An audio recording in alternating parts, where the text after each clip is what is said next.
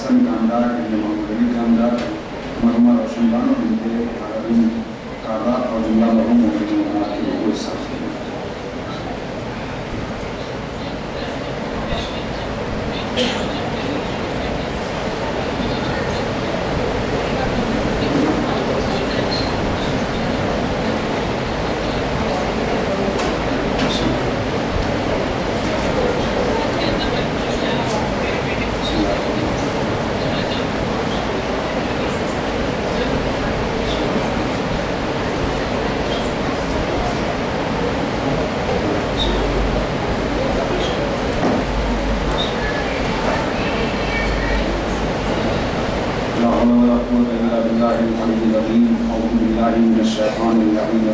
بسم اللہ الرحمن الرحیم الحمد للہ رب العالمین وبہ نستعین وهو خیر الناصرین والمعین ثم الصلاة والسلام والتحیۃ والاکرام علی سید الانبیاء والمرسلین طه یاسین الرسول المصدق والنبی الممجد المصطفى الامجد النبی الأمی المکی المدنی القرشی العربی الہاشمی الافغانی التہام السید سیدنا و نبینا و شفیعنا و حبیب قلوبنا و حبیب نفوسنا مولانا و مقتدانا و ہادینا بالقاسم محمد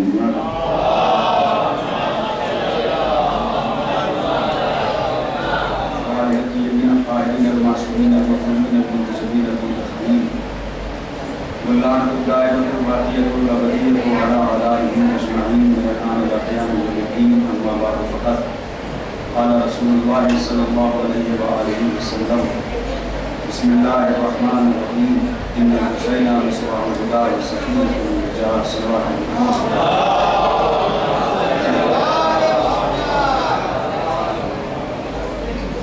سامعين الكرام القدر عزيزان المحترم وجماعي المسلمين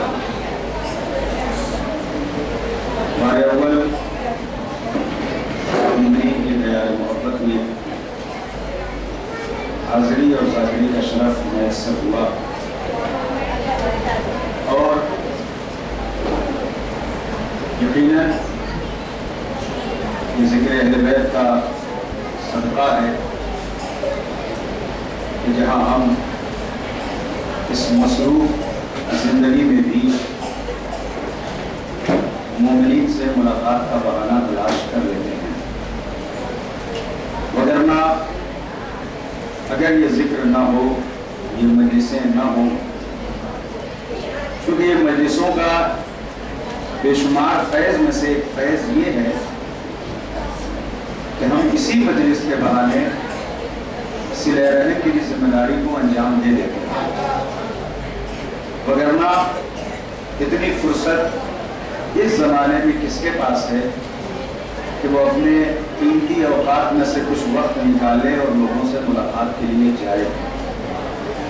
لیکن کرم ہے یہ سرکار سید الشہداء کا جو ان کے ذکر کے طفیل، جہاں امام کی اس حدیث پہ عمل ہوتا ہے کہ امام نے فرمایا کہ جو ہماری زیارت کرنا چاہتا ہے وہ ہمارے چاہنے والوں کی زیارت کر لے۔ اور اس مسئلے میں بھی میں آپ سے زیادہ امتیاز رکھتا ہوں، وہ اس لیے کہ آپ سب مل کر مجھے دیکھ رہے ہیں اور میں اکیلا آپ سب کو دیکھ رہا ہوں۔ ایک بار صلوات پڑھنے تو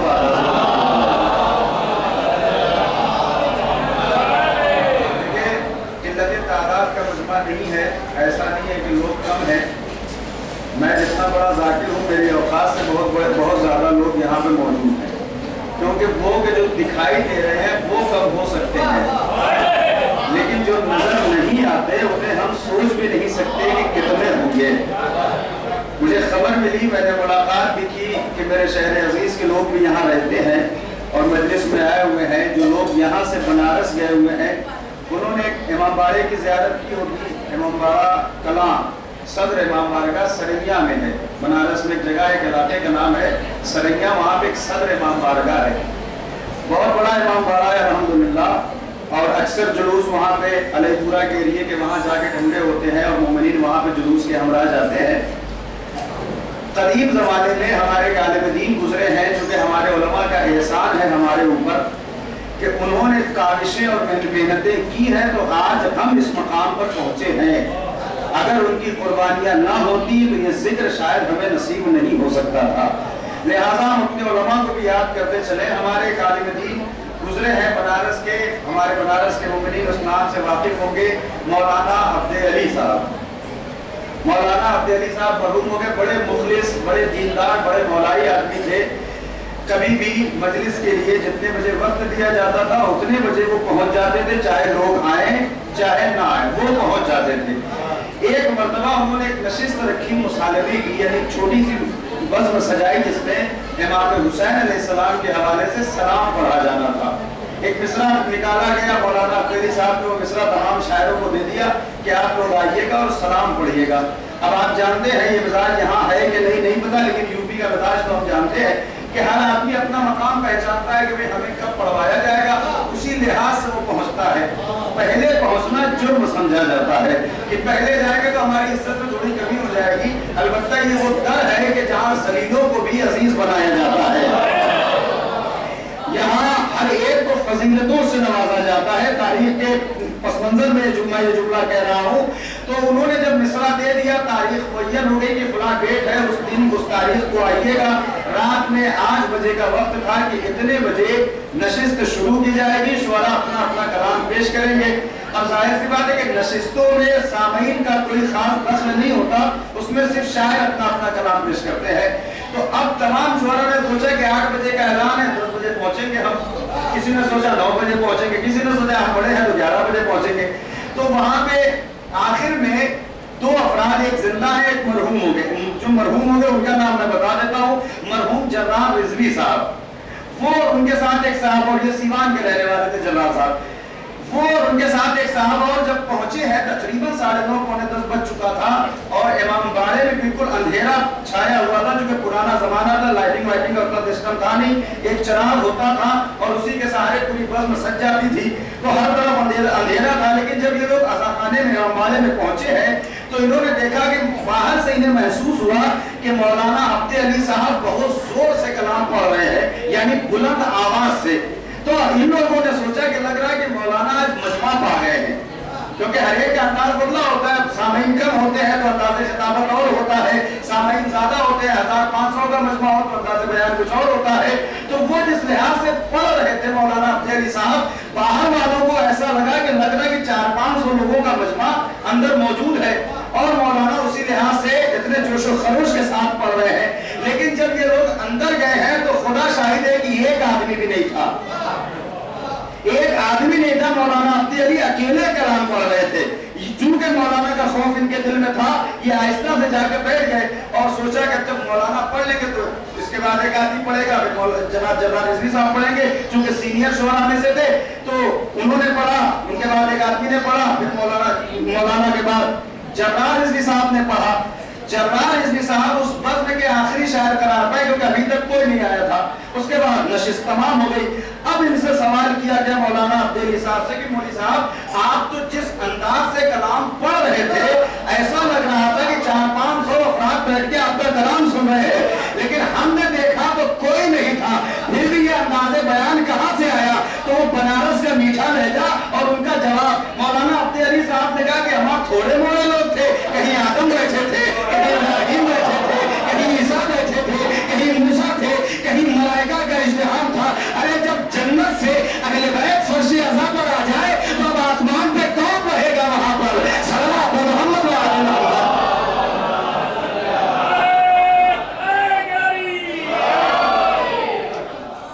تو یہاں پہ یہ مسئلہ نہیں, اگر قلت تعداد کا مسئلہ ہے تو میرے لیے کوئی مسئلہ نہیں. جو سوچ کے آیا ہوں وہی پڑھوں گا, جتنا سوچ کے آیا ہوں اتنا پڑھوں گا, میٹر میں کوئی کمی نہیں کروں گا. میں بس یہ کہ جس محبت سے آپ شریک ہوئے ہیں اسی محبت سے مہمان نوازی کر لیجیے گا. البتہ صبح سے لے کے اب تک, یعنی دوپہر سے اب تک میں جتنے مومنین سے ملا بہت اچھا لگا, مجھے بڑی خوشی ہوئی ان سے ملاقات کر کے. واقعی میزبانی کا حق ادا کر دیا انہوں نے. اب چونکہ میرا وقت ہے کہ میں آپ کی کیسے خاطر تواضع کرتا ہوں, میں کوشش کر رہا ہوں. سرکار ختمی مرتبہ احمد مصطفیٰ حضرت محمد مصطفیٰ صلی اللہ علیہ وسلم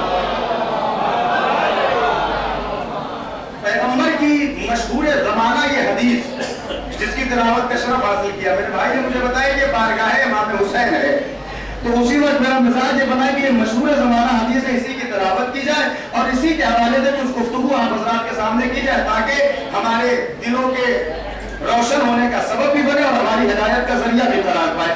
پیغمبر کی یہ حدیث, جسے الحمدللہ اس فرش عزا کے طفیل کہ جو درسگاہ امام حسین ہے, اور اس درسگاہ جیسی کائنات میں کوئی درسگاہ نہیں ہے, اس مدرسے جیسا کائنات میں کوئی مدرسہ نہیں ہے, اس لیے کہ ہم نے اپنے بزرگوں سے سنا ہے کہ علم حاصل کرنے کی کوئی عمر نہیں ہوتی.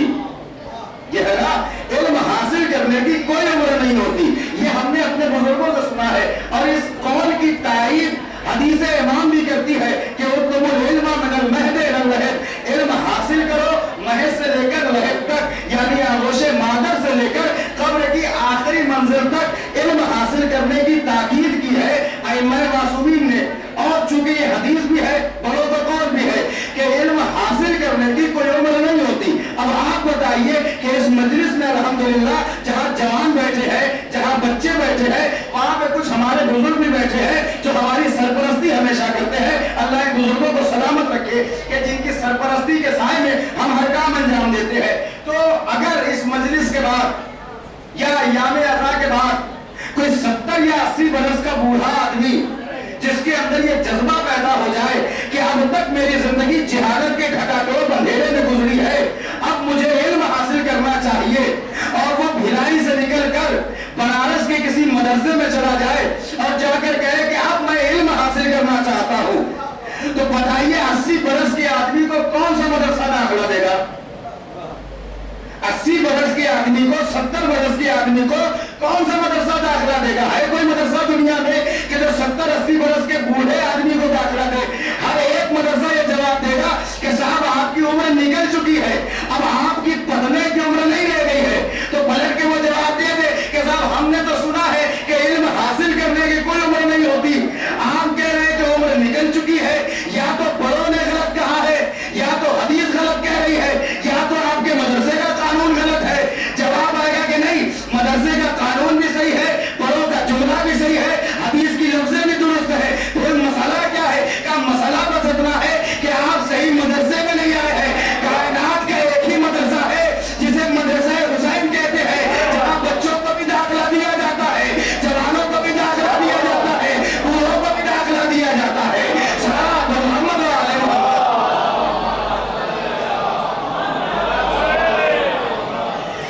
عزا کے امتیازات میں سے کئی امتیازات ہیں. اگر پوری زندگی گفتگو کی جائے فرش عزا امام حسین علیہ السلام کے حوالے سے, وہ عمر کم پڑ جائے گی. اور بالآخر 1400 صدیوں سے ہم کر ہی تو رہے ہیں, لیکن ہر سال اسی فرش عزا کے حوالے سے نہ جانے کتنی تقریر کی جاتی ہے, مگر کوئی نہیں کہتا کہ حق کے موضوع ادا ہو گیا. ایک اسکول جب بنایا جاتا ہے, ایک مدرسہ جب بنایا جاتا ہے, تو مدرسے میں نصاب قائم کیے جاتے ہیں. نصاب کیا ہے؟ اسکول کا نصاب کیا ہے؟ یعنی کچھ کتابیں رکھی جاتی ہیں کہ یہ مدرسہ یا یہ اسکول اس کلاس سے شروع ہوگا, اس کلاس میں ختم ہو جائے گا. مثلا LKG UKG سے شروع ہوگا, جو ہے جونیئر ہائی اسکول تک چلے جائیے, 8 تک چلے جائیے, ہائی اسکول تک چلے جائیے, انٹر تک چلے جائیے. تو جو اسکول انٹر تک کا ہوگا, 12ویں کلاس تک کا ہوگا, اس کا ایک نصاب ہوتا ہے کہ اس 12 کی کلاس تک ہم یہ کتابیں پڑھائیں گے. اور جو کتابیں 12ویں کلاس کے طالب علم کو پڑھائی جاتی ہے وہ بچوں کو نہیں پڑھائی جاتی. جو کتاب بچوں کو پڑھائی جاتی ہے وہ ہائی اسکول والوں کو نہیں پڑھائی جاتی. کوئی اعتراض کر سکتا ہے نا کہ بھائی آپ ایک ہی انسان کو 2 نظر سے کیوں دیکھ رہے ہیں؟ جو آپ اونچے کلاس والوں کو پڑھا رہے ہیں وہی بچوں کو پڑھائیے, جو آپ بچوں کو پڑھا رہے ہیں وہ آپ بڑوں کو بھی پڑھائیے. یہ الگ الگ کیوں رکھا گیا؟ آواز آئے گا مولوی صاحب یہ 2 روحی کا مسئلہ نہیں ہے, ہم 2 نظر سے نہیں دیکھ رہے, بلکہ یہ نظام شعور کے لحاظ سے بنایا گیا ہے. بچوں کے شعور کے لحاظ سے ویسی کتابیں ہیں, بڑوں کے شعور کے لحاظ سے ویسی کتابیں ہیں. اس کا مطلب یہ ہے کہ ہر اسکول کا نصاب شعور اور ذہن کے لحاظ سے ہوتا ہے, لیکن اسے کیا کیجئے کہ مدرسہ امام حسین کا نصاب جو بچوں کے لیے ہے وہی بڑوں کے لیے ہوتا ہے. لیکن یہ بھی عجیب معجزہ ہے کہ جو بڑوں کو سمجھ میں آتا ہے وہی بات جوانوں تک بھی پہنچ جاتی ہے, وہی بچوں تک بھی پہنچ جاتی ہے. کیا اس مقام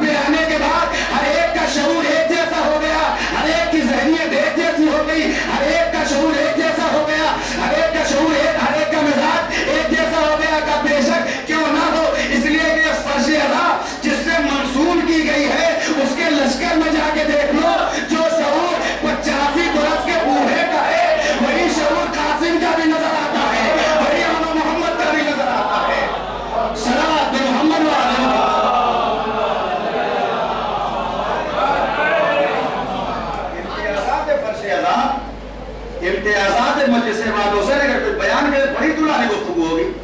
اس فرش اعضا کے طفیل اکثر کہا جاتا ہے کہ بھائی پیغمبر کا ذکر یہاں نہیں ہوتا, قرآن کی باتیں یہاں نہیں ہوتی. یہ صرف علی علی کرنے والے لوگ ہیں. جتنا زیادہ پیغمبر کا ذکر ہمارے یہاں ہوتا ہے کہیں نہیں ہوتا.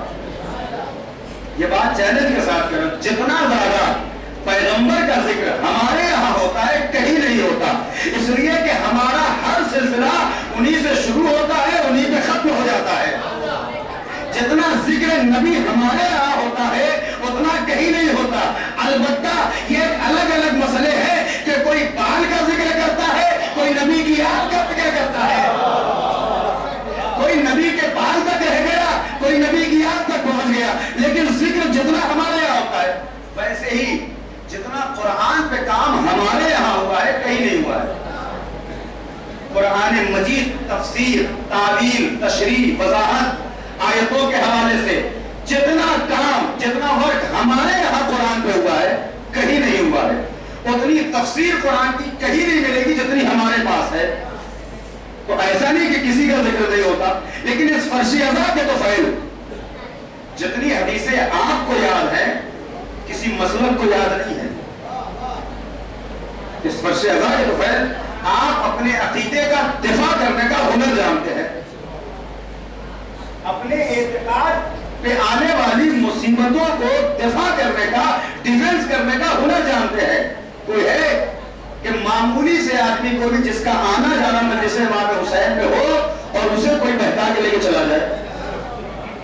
ہر سال کتنے دھرم پریورتن کرنے والے ہیں, لیکن مکتب حسین کا کوئی ایک ٹھیانہ دکھا دو جب ادھر سے ادھر گیا ہو.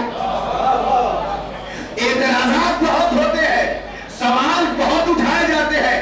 آج اس ترقی یافتہ زمانے میں کہ جسے سمجھنا آسان ہو گیا, یہ سلسلہ آج کا نہیں ہے. آج ہم جہاں جاتے ہیں واٹس ایپ ہم نے کھولا, باتیں ہمارے خلاف, فیس بک پہ ہم گئے, یوٹیوب پہ ہم گئے, تمام ویڈیوز ہمارے خلاف, انسٹاگرام پہ ہم گئے, باتیں ہمارے خلاف, ٹویٹر پہ ہم گئے, باتیں ہمارے خلاف, چینل ہم دیکھ رہے ٹی وی کے, باتیں ہمارے خلاف. کتنا کام ہو رہا ہے اور یہ ہاتھ سے نہیں ہو رہا ہے. یہ سوشل میڈیا کا دور آج کا ہے. آج سے 100 برس پہلے بھی ایسا نہیں کہ کوئی نہیں تھا. تب کبھی تحریر کے ذریعے سے, کبھی تقریر کے ذریعے سے, کبھی کسی طریقے سے, کبھی کسی طریقے سے, کبھی کتابیں نشر کی گئی, کبھی بیانات جاری کیے گئے. ہر طریقے سے اعتراضات ہم پہ کیے گئے, لیکن الحمدللہ ہم کل جس طریقے سے اپنے عقیدے پر قائم تھے آپ اسی طریقے سے اپنے عقیدے پر قائم ہیں.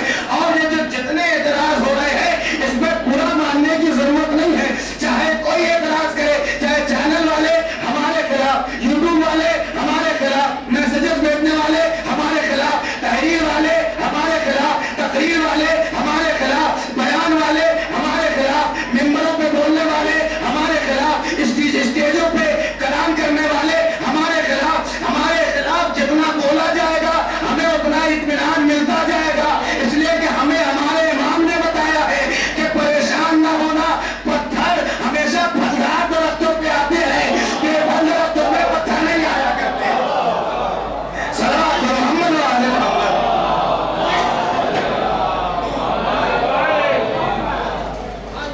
یہ بتائیے قلت تعداد کی وجہ سے, مجموعی کمی کی وجہ سے میں کوئی کوتاہی کر رہا ہوں تو پھر آپ کیوں کر رہے ہیں؟ ایک بار بھی جو سلوات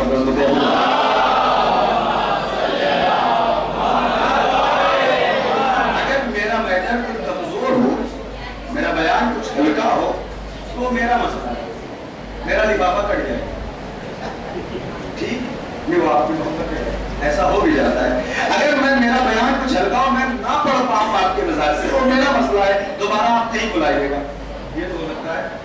لیکن میری وجہ سے آہستہ صلوات پڑھ کے آپ اپنا ثواب کیوں کم کر رہے ہیں؟ لہٰذا مل جل کے صلوات پڑھیں عزمت اہل بیت پر.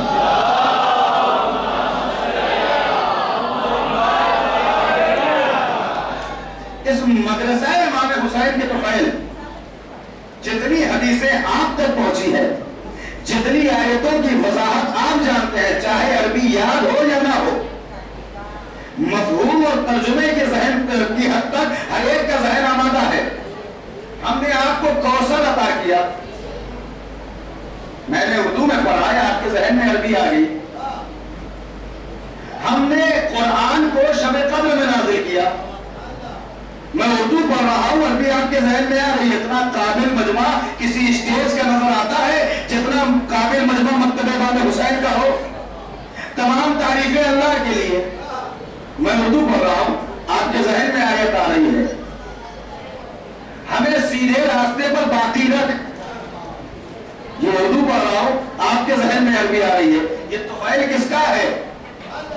مکتبہ امام حسین کا, فرش ازا امام حسین کا, جہاں پہ فی سبیل اللہ علم خدا, علم دین, علم اہل بیت تقسیم کیا جا رہا ہے, جہاں علم اہل بیت کی خیرات بانٹی جا رہی ہے.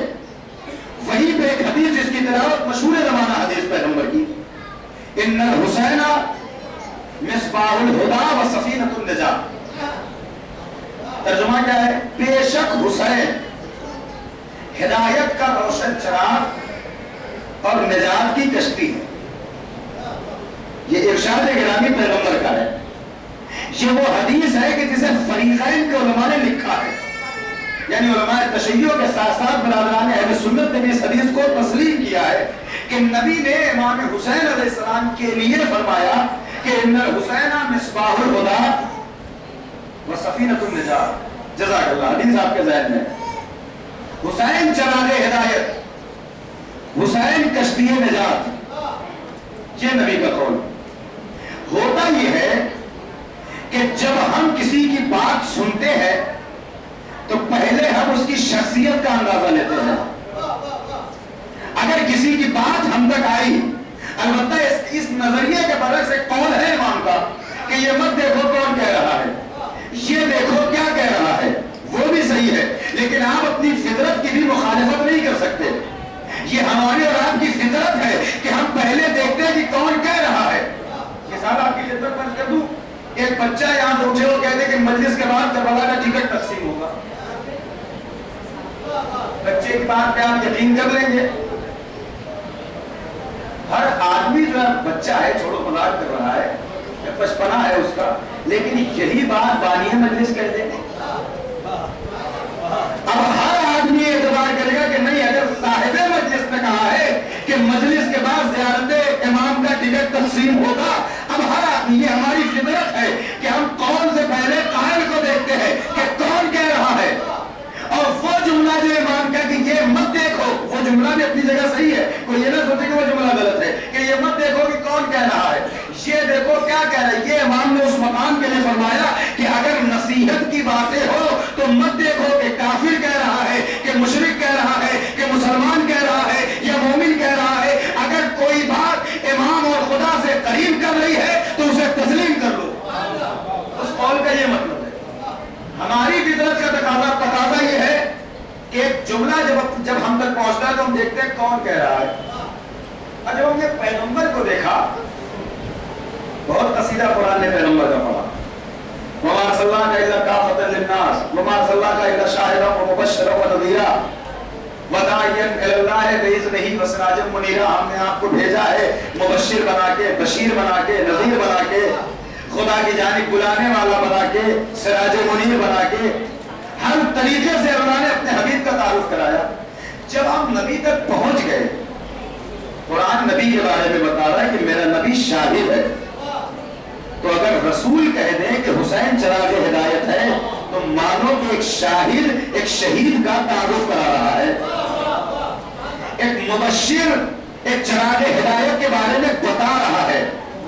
جب یہاں تک ہم آ گئے, اب ایک گروہ آگے بڑھا کہ جو نبی نے کہا ہے کہ حسین چراغ ہدایت ہے, یہ نبی کا قول ہے, حسین چراغ ہدایت ہے. اس پہ اتنا زور دینے کی ضرورت نہیں, کیونکہ نبی نانا ہے, حسین نواسے ہے. یہ نانا نواسے کی محبت کی آپس کی بات ہے, آپ کہاں اسے اتنا بڑا ایشو بنا رہے ہیں. یہ بات کہی گئی اور اس بات کو تسلیم کیا گیا کہ نانا نے اپنے نواسے کی محبت میں یہ باتیں کہی ہیں, آپ کو اس پہ زیادہ دھیان دینے کی ضرورت نہیں ہے. اچھا سادہ لوہ مسلمان اس بات کو بآسانی تسلیم کر لیتا ہے کیونکہ سب سے زیادہ گمراہ کیا گیا نبی کے نام پہ. کوئی بات آئی نبی سے منسوب کر کے بتا دیا گیا اور لوگوں نے آنکھ بند کر کے تسلیم کر لیا کہ نبی نے کہا ہے تو صحیح ہے. نبی تو صحیح کہتے ہی ہے، پہلے یہ تو دیکھو کہ نبی نے کہا ہے یا نہیں کہا ہے. لیکن جو ثابت ہو گیا کہ نبی نے کہا ہے، وہاں یہ کہا گیا کہ یہ نبی نے اپنے نواسے کی محبت میں کہا ہے. یہ بتائیے جب کوئی بات محبت میں کہی جاتی ہے تو درمیان میں ہوا و ہوس کا دخل ہوتا ہے. اور واضح کرو، جو لوگ مجھ سے محبت کرتے ہیں اشتہار بنوائیں گے مولانا حجت الاسلام والمسلمین علامہ خطیب خوش بیان شعلہ بیان خطیب انقلاب کی سب لکھیں گے. آپ کو اعتراض کر سکتے ہیں؟ لکھنے والے کو مجھ سے محبت ہے، اس نے میری محبت میں لکھ دیا. لیکن لکھنے والے نے جو میرے اتنے القاب لکھے اللہ اور رسول سے پوچھ کے لکھے ہیں، اس کی اپنی محبت اپنی ہوا اپنی خواہش درمیان میں تھی کہ وہ گلزار مولائی کو اتنا لکھے، اس نے لکھ دیا. یہاں پہ کوئی اعتراض نہیں کرے گا. اس کا مطلب یہ ہے کہ جہاں محبت ہوتی ہے وہاں خواہش نفسانی ہوتی ہے. اگر یہ کہا جائے کہ نبی نواسے کی محبت میں کہہ رہے ہیں، اس کا مطلب نبی کے یہاں خواہش نفسانی پائی جاتی ہے. ماننا پڑے گا. اور یہ رسول کے اوپر سب سے بڑا الزام ہے. جس کے اندر خواہش نفسانی آ گئی وہ اللہ اور رسول کو نہیں دیکھتا. بھئی ایک ماں کو میں پاک و پاکیزہ صاف ستھری مثال آپ کے سامنے پیش کروں. ایک ماں کو اپنی اولاد سے محبت ہے، بیٹے کا رنگ کالا ہے مگر کہتی ہے کہ یہ چاند کا ٹکڑا ہے. اپنے سیاہ فام بیٹے کو اپنے کالم بیٹے کو ایک ماں فرد محبت میں چاند کا ٹکڑا کہتی ہے. آپ کیا کر سکتے ہیں؟ کہاں چاند کہاں اس کا سیاہ رنگ. لیکن یہ ماں کی محبت ہے، اس کی خواہش ہے. یعنی جہاں خواہش نفسانی ہوتی ہے وہاں اللہ اور رسول کی مرضی کا دخل نہیں ہوتا ہے. رسول کے اوپر کوئی رسول نہیں ہے. یعنی ہمارا رسول کسی کا تابع فرمان نہیں ہے، کسی کا مطیع، کسی کا اطاعت گزار نہیں ہے. اب ہمارے رسول اگر اطاعت گزار ہے تو اللہ کے. اگر نبی اپنی خواہش سے کچھ کہہ دے اپنے نواسے کی محبت میں، اس کا مطلب یہ ہے کہ اللہ کے خلاف قدم اٹھایا. اب بتائیے کہ یہ جملہ کہنے والے نبی کی اطاعت کر رہے ہیں یا نبی پہ بہتان لگا رہے ہیں؟ تو جب کلمہ پڑھنے والے نبی پہ الزام لگا رہے ہیں تو پھر کافر اور مشرک ہمارے نبی کو کہے تو برا کیوں لگتا ہے؟ پہلے اپنا گریبان دیکھ لو کہ تم نے اپنے نبی کو کہاں چھوڑا ہے. نبی نے محبت نے کہا. یہ بات کون بتائے گا؟ نبی کے بارے میں کتنا جانتے ہو؟ کس زمانے کا مسلمان نبی کے بارے میں بتا سکتا ہے؟ سب سے افضل جو مسلمان ہیں ہماری نظر میں حدیث کی نظر میں نہیں. کسی نے پیغمبر سے پوچھا اللہ کے نبی آج کے زمانے کے مسلمان افضل ہیں یا آخری زمانے کے؟ جواب کیا ہونا چاہیے؟ کہ جس نے نبی کو دیکھا، نبی کے ساتھ نماز پڑھی، نبی کے جہاد میں شریک ہوا، وہ افضل یا وہ جو آخری زمانے میں آئے گا جس نے نہ نبی کو دیکھا ہے، نہ ان کے پیچھے نماز پڑھی ہے، نہ ان سے ایک جملہ سنا ہے. نبی کا چہرہ دیکھنا عبادت ہے کہ نہیں ہے؟ ذکر علی نبادہ، حب علی نبادہ، نظر الی وجہ علی نبادہ. ان تمام حدیثوں کا ایک مفہوم یہ بھی ہے کہ جیسے علی کا چہرہ دیکھنا عبادت ہے ویسے ہی نبی کا چہرہ دیکھنا بھی عبادت ہے. اس لیے کہ انا و علی من نور واحد، یہ دونوں ایک نور کے دو ٹکڑے ہیں. منصب الگ الگ ہے، کمالات دونوں کے ایک ہیں. یعنی جو نبی کے اخلاق ہے وہی علی کے اخلاق ہے، جو علی کی شجاعت ہے وہی نبی کی شجاعت ہے. اگر کوئی علی کی شجاعت دیکھے اور نبی کو تلوار اٹھاتے ہوئے نہ دیکھے تو یہ نہ سوچے کہ نبی بہادر نہیں ہے. ارے علی اگر فاتح خیبر ہے، علی فاتح خیبر ہے اس لیے کہ ایک بار خیبر کو اٹھایا ہے. لیکن نبی بہادر کیسے ہے؟ اس لیے کہ علی نے ایک خیبر کو اٹھایا ہے اور نبی نے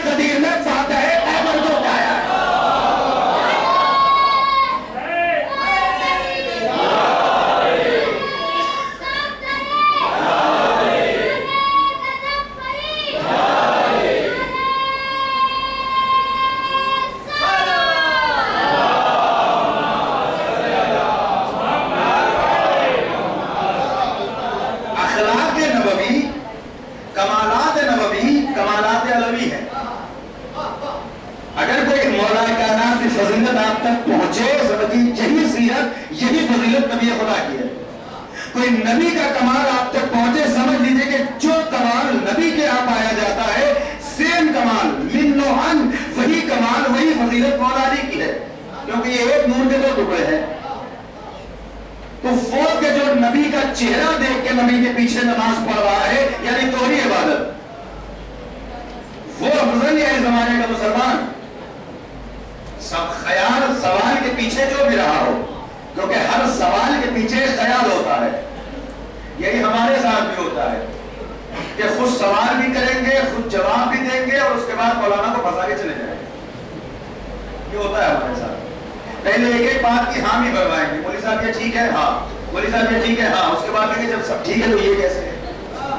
ہر سوال کے پیچھے خیال ہوتا ہے۔ جن کا یہ سوال تھا تو کچھ خیالات رہے ہوں گے، لیکن نبی نے ہر خیال کو باطل کر دیا، کہا تم افضل نہیں ہو، آخری زمانے کے مسلمان افضل ہیں۔ کہا اللہ کے نبی کیسے؟ یہاں پر ان کا احسان کہ سوال انہوں نے کیا، جواب ہمیں مل گیا، ورنہ حدیث ادھوری رہ جاتی۔ کہا تم افضل نہیں ہو، آخری زمانے کے مسلمان افضل ہیں۔ کہا کیسے؟ کہا اس لیے کہ تم مجھے دیکھ کے ایمان لائے ہو، وہ مجھے بغیر دیکھ کے ایمان لائیں گے۔ صلاۃ محمد و آل محمد۔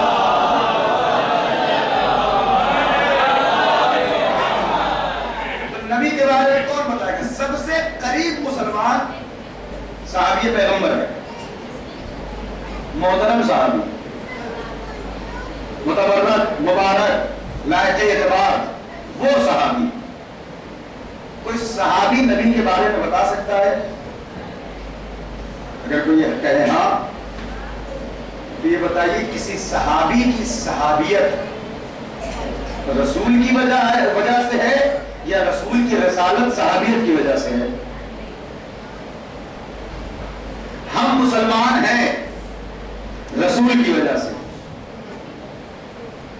ہم مومن ہیں رسول کی وجہ سے، تو کوئی صحابی ہے تو رسول کی وجہ سے۔ جو بعد میں آیا ہے وہ پہلے آنے والے کے بارے میں کیسے بتا سکتا ہے؟ بھئی کوئی کتنا پہلے بھی ایمان لایا ہو، اس سے پہلے کے رسول ہمارے رسول ہے، وہ ایمان لانے کے بعد کے واقعات بتائے گا، پہلے کے نہیں بتا سکتا۔ اب رسول کے بارے میں کون بتائے گا؟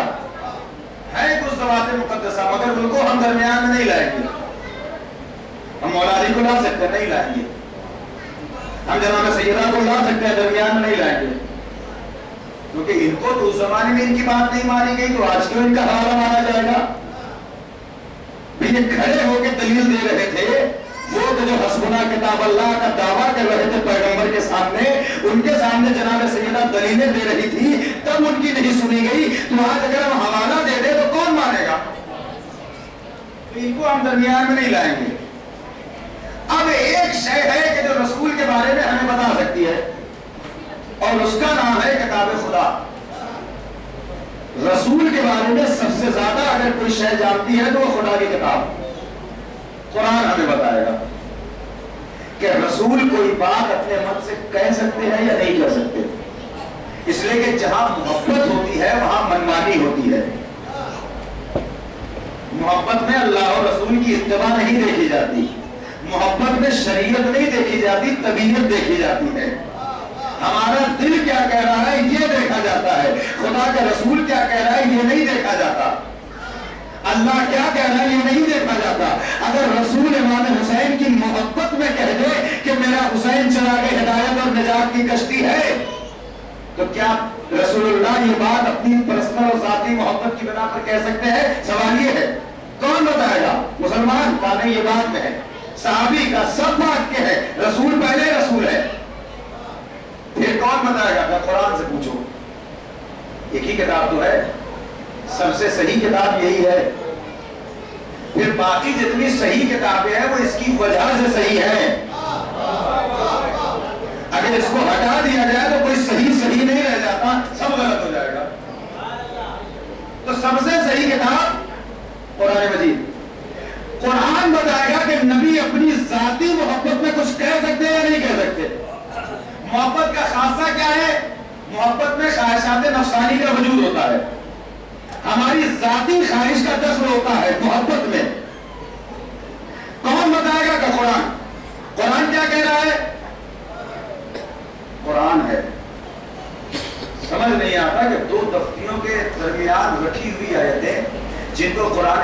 सामित कहा जाता है वो कितना कलाम करती है।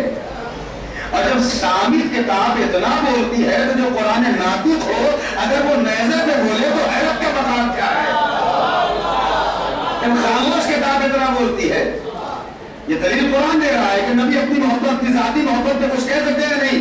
क्या कहा कुरान ने? बिस्मिल्लाहिर्रहमानिर्रहीम, वन्नज्मि इज़ा हवा मा ज़ल्ला साहिबुकुम वमा गवा वमा यंतिक़ु अनिल हवा इन हुवा इल्ला वह्युन यूहा। तर्जुमा आपके ज़हन में आ गया होगा, मैं सलामत तर्जुमा कर दूं। वन्नज्मि इज़ा हवा, कसम है सितारे की जब वो टूटा। अब ये इसकी एक अलग तफसीर है कि वो किस मकाम पे वो सितारा टूट के गिरा था कि रात में कसम बन गया, वरना टूटी हुई शय इतनी मोहतरम नहीं होती कि उसकी कसम खाई जाए। हमेशा लायक चीजों की कसम खाई जाती है, लेकिन वो टूट के इतना मोहतरम हो गया कि सही और सालिम सितारों ने भी अपनी आबरू खो दी। उस सितारे की कसम, माज़ल्ला साहिबुकुम वमा गवा, तुम्हारा नबी, तुम्हारा साहिब, तुम्हारा रहनुमा, तुम्हारा रहबर, तुम्हारा रसूल, तुम्हारा पैगंबर, जो तर्जुमा आपके ज़हन में हो साहिब का वो कर लीजिए, वो कभी गुमराह नहीं हुआ। वमा यंतिक़ु अनिल हवा, वो अपनी मर्जी से, अपनी ख्वाहिश से कुछ नहीं कहता।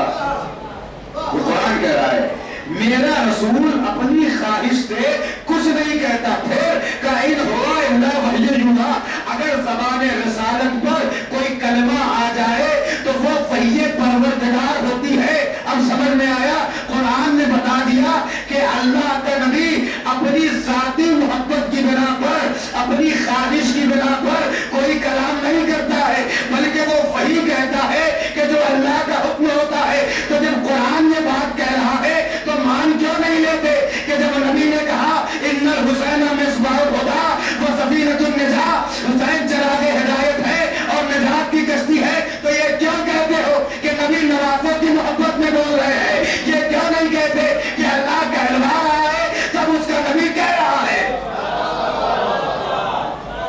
कह नहीं रहे हैं, कहलवाया जा रहा है। एक अमल और यही सूरा है ताकि बात मुकम्मल हो जाए। मा रमैता इज़ रमैता वलाकिन्नल्लाह रमा, ये आयत है सूरह नजम की, जिसकी इब्तिदाई आयत मैंने पढ़ी उसी में की आयत है। मा रमैता, आपने कंकरी नहीं फेंकी, इज़ रमैता, अगर फेंकी, वलाकिन्नल्लाह रमा, तो अल्लाह ने फेंकी। यानी कंकरी नबी के हाथ से चल रही है। खुदा कह रहा है ये अमल आपका नहीं है, मेरा है। यानी खुदा का रसूल जो कहता है वो खुदा का कलाम होता है, खुदा का रसूल जो करता है वो खुदा का काम होता है। ये कुरान कह रहे हैं, मैं नहीं कह रहा हूं। खुदा के रसूल का कौन? खुदा का। खुदा के रसूल का फेल खुदा का। जो नबी कहे वो वही साहब, वो वही इलाही, जो नबी करे वो फेले इलाही, वो खुदा का काम। तो एक बात तो साबित हो गई कि जहां कौले रसालत की बात है, चाहे नबी ये कहे कि हुसैन मिन्नी व अना मिन हुसैन, चाहे नबी ये कहे अल हसन वल हुसैन और सैयदा शबाब अहल जन्नह, चाहे नबी ये कहे कि फातिमा तो बज़अतु मिन्नी, कोई ये ना कहे कि बाप बेटी की मोहब्बत में कह रहा है या नाना नवासे की मोहब्बत में कह रहा है, बल्कि अल्लाह कहलवा रहा है तो अल्लाह के रसूल कह रहा है। वैसे ही जब खुदा अपने नबी के कौल की जिम्मेदारी ले रहा है तो अपने नबी के अमल की भी जिम्मेदारी ले रहा है कि जो आप कर रहे हैं वो आप नहीं कर रहे हैं, बल्कि मैं भी कह रहा हूं। तो ये मानना पड़ेगा कि अगर नबी अपनी बदन से किसी को उठाए तो नबी अपनी मर्जी से नहीं उठा रहे हैं, खुदा उठा रहा है तो वो उठा रहे हैं। और वही नबी अगर गदीर के मैदान में दोनों हाथों पे बुलंद करके कह दे मन कुंतो मौला, तो ये रसूल अपने दामाद के लिए नहीं कह रहे हैं, बल्कि अल्लाह ऐलान विलायत करवा रहा है, तब अल्लाह के नबी ऐलान कर रहा है। ये ऐलान की कितनी दलीलें चाहिए? उससे बड़ा एक सवाल उनके लिए क्या आज की पूरी मजलिस सवाल के जहर में चली जाए। एक बार सलवात पढ़ दीजिए, मैं वक्त भी देखता हूँ।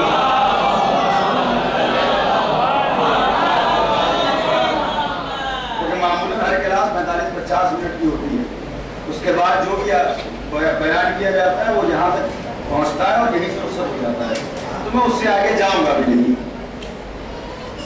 एक सवाल और, ये नबी का कौल है محبت میں نہیں کہا، ایک حقیقت کی طرف نبی متوجہ کر رہے ہیں، وہ ثابت ہے، قرآن گواہ ہے۔ آپ بتائیے نبی کس لیے آئے تھے؟ نبی کے آنے کا مقصد کیا ہے؟ یہ بات، یہ سوال میں اس لیے قائم کر رہا ہوں کیونکہ اگر نبی کی زندگی میں صرف یہی ایک حدیث ہوتی تو ہم خاموش ہو جاتے ہیں۔ ڈھیروں فضائل نبی خدا نے اپنے اہل بیت کے بیان کیے۔ فاطمہ تو بضعۃ منی، فاطمہ میرا ٹکڑا ہے، یہ معمولی فضیلت نہیں ہے۔ اگر ہم روز سنتے ہیں تو یہ نہ سوچیں کہ عام سی بات ہے تو ہم روز سنتے ہیں۔ میرا ٹکڑا کا کیا مطلب؟ یعنی فاطمہ جزو رسالت ہے۔ اور واضح کر دوں آپ کی خدمت میں، مولائیوں کا مجمع ہے، یعنی فاطمہ جزو رسالت ہے۔ کیا مطلب؟ یعنی اگر نبی کے بعد فاطمہ اپنا حق مانگے تو یہ مت کہنا کہ فاطمہ مانگ رہی ہے، یہ خدا کا رسول اپنے حق کا مطالبہ کر رہا ہے۔ لحم کا لحمی کا کیا مطلب؟ تمہارا گوشت میرا گوشت، تمہارا خون میرا خون۔ وہ سوال فاطمہ نہیں ہے، سوال رسالت ہے۔ معمولی فضیلت کی ایسے ہی ان حدیثوں کو چھپایا نہیں جا رہا ہے۔ نبی کس لیے آئے تھے؟ اچھا، اسی کے ذیل میں یہ تو ہمارا شرف ہے، اکثر کہا جاتا ہے کہ اہل بیت کو ماننا ہماری مجبوری ہے۔ یہ غلط بات ہے، ایسا نہیں کرنا چاہیے۔ مجبوری جو ہوتی ہے وہ جبرن کوئی کام کرایا جاتا ہے تو وہ کام کیا جاتا ہے۔ یہاں کون ہے کہ جو اہل بیت کو زبردستی مان رہا ہے؟ یعنی گن پوائنٹ میں منوایا گیا ہو کہ اہل بیت کو نہیں مانو گے تو گولی ماریں گے، کوئی ہے ایسا؟ بلکہ یہی وہ لوگ ہیں کہ جن کے سامنے دنیا کی دولت رکھی گئی اور انہوں نے دولتوں کو ٹھوکر مار دیا کہ محبت اہل بیت چاہیے اور کچھ نہیں چاہیے۔ اور آپ کی خدمت میں عرض کر دوں، آج میں امام علی رضا علیہ السلام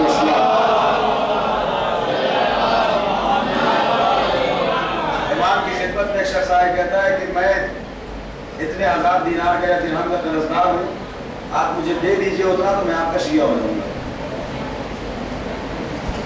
امام علیہ السلام نے حکم دیا خادم کو کہ اس کی جو ضرورت ہے اسے پوری کرو۔ اتنے درہم یا دینار اسے دے دیے کہ لے جا۔ پھر امام نے کہا سن، تو نے کہا کہ میں تجھے اتنا دوں گا تو تو شیعہ ہو جائے گا؟ کہا کوئی ضرورت نہیں ہے تجھے اتنی دیناروں کے بدلے شیعہ ہونے کی۔ کہا کیوں؟ کہا اس لیے کہ اللہ نے ہمارے شیعوں کی تعداد معین کر رکھی ہے، نہ اس سے زیادہ ہو سکتے ہیں نہ اس سے کم ہو سکتے ہیں۔ ہے تاریخ کے جتنی بے شمار فضائل اور حدیثیں ہیں، ایک فضیلت اور جو دشمن کی زبان سے ہمیں سننے کو ملتی ہے اس طرف میں انشاءاللہ کل جاؤں گا۔ آج اس چیپٹر کو مکمل کر دیا جائے۔ مشہور زمانہ فقرہ ہے خلیفۃ المسلمین کا کہ لولا علی لا ہلکا فلاں۔ تو میں ممبر سے نہیں دہرا سکتا، آپ تو دہرا سکتے ہیں۔ البتہ بڑا اچھا نام تھوڑی ہے کہ اسے لیا ہی جائے، قاعدے سے لکھ دو تو صاف نظر آنے لگتا ہے۔ ایک بار صلوات پڑھ عظمت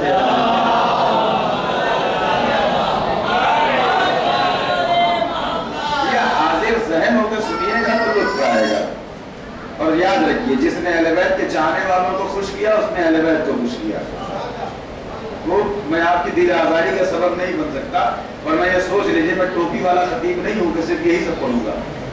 سر پہ امامہ ہے تو میں وہ بھی تقریر کر سکتا ہوں کہ آپ سوتے ہوئے نظر آئیں گے، تو میں وہ کرنا نہیں چاہ رہا ہوں۔ یا میں اللہ کے آخری ایام ہے تو اہل بیت کی فضیلت سن لیجیے تاکہ آئندہ برس تک یہ تازگی برقرار رہے، کیونکہ یہی وہ فضیلت ہے جس سے تھکن دور ہوتی ہے، کیونکہ یہی وہ ذکر ہے کہ جس سے ذکر قرآن کا لطف آتا ہے۔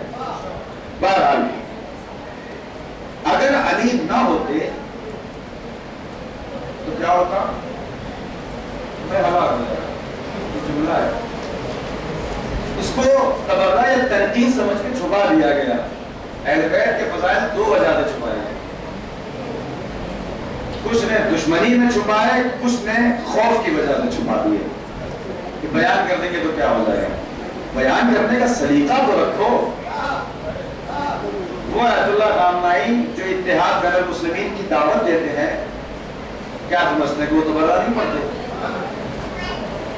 انہوں نے مسلمانوں کے مجمع میں کہا تھا کہ علی کا حق کس نے چھینا تھا، اور کوئی اختلاف نہیں ہوا تھا.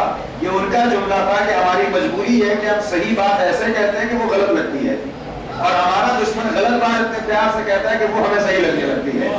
تو انداز بیان کا مسئلہ ہے، کوئی چیز تفریح بازی کے لیے میں نہیں پڑھ رہا ہوں. چھپا دیا گیا. اگر علی نہ ہوتے، جملہ انہوں نے کہہ دیا کر کے مارے کہ علی نہ ہوتے تو میں ہلاک ہو گیا ہوتا. لو لا علی، لو اگر لا نہیں ہوتے علی. اس طرف سے آواز آئی کہ صاحب آپ کہتے ہیں کہ دشمنی تھی، دیکھیے کہاں دشمنی ہے. یہ بھی تو کہہ رہے ہیں کہ لولا علی، لولا علی، علی نہ ہوتے، علی نہ ہوتے. بڑا پیارا جواب کسی نے دیا کہ بھائی مسئلہ لولا علی کہنے کا نہیں تھا، مسئلہ مولا علی کا کہنے کا تھا. اگر ایک بار مولا کہہ دیا ہوتا تو 70 مرتبہ لولا کہنے کی نوبت نہ آئی. محمد